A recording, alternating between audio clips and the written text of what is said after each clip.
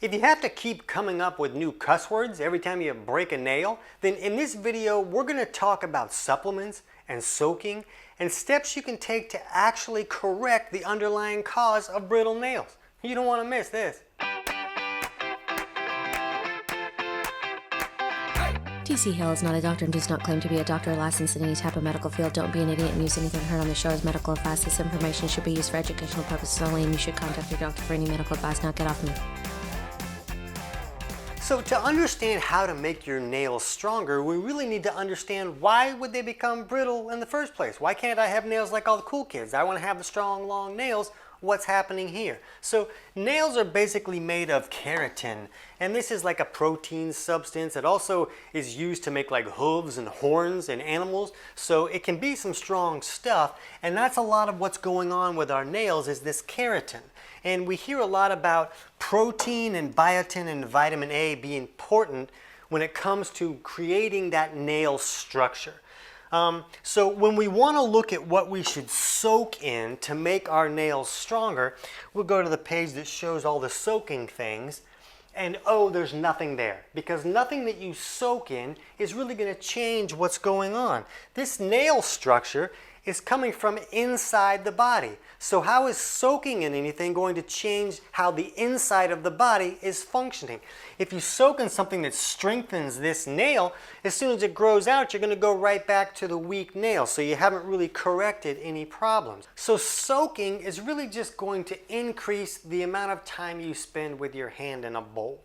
So when we look at supplements, a lot of people will be like, oh, you got to supplement with this biotin. Biotin is important for these nails, so let's just cram all the biotin into the body.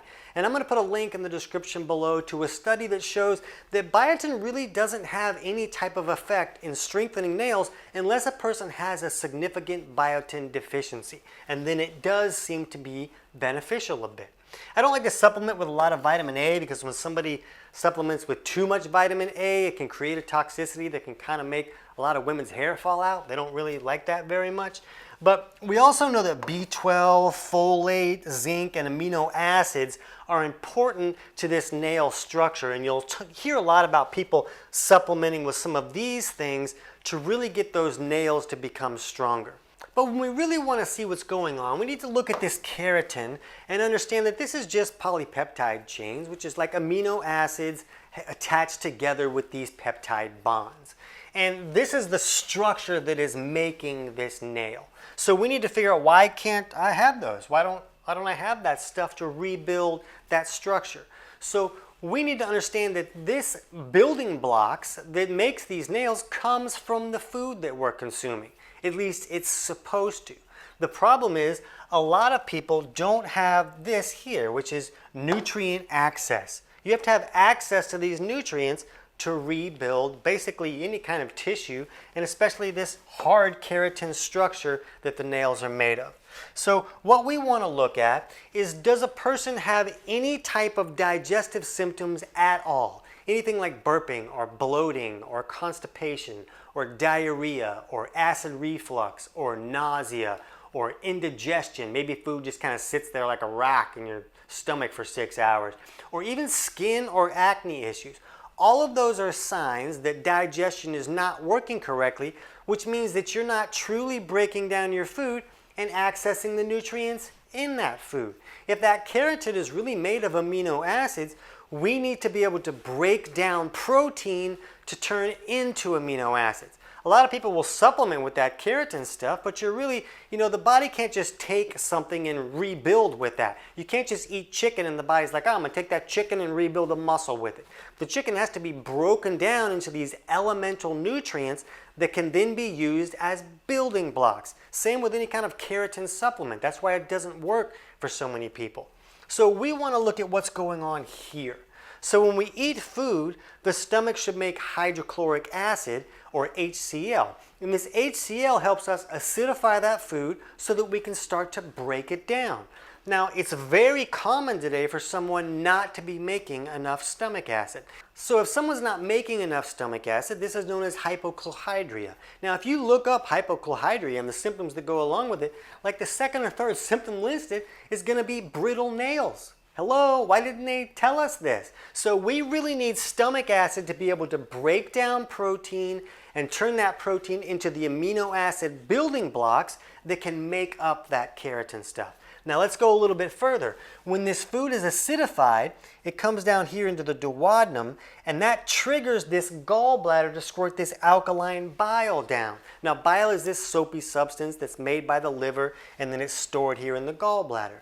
And we need that alkaline bile to neutralize those acids. So it's this acidic product leaving the stomach, meeting with the alkaline bile, and these opposite pHs colliding creates like this sizzle that really helps us bust the food apart and get all of those nutrients out of that food. So that's really crucial to be able to get all those nutrients out of that food. That bile also helps us emulsify our dietary fats, which we need to be able to do to access fat-soluble vitamins like vitamin A.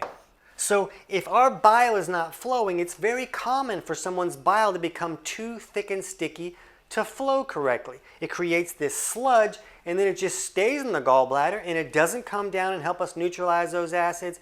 It doesn't help us emulsify our fats or access those fat-soluble vitamins like vitamin A. So when we're looking at this digestive process, we really need both sides working correctly, or we're not going to break the food down enough to get all the nutrients out to give the body building blocks that it needs to create these structures.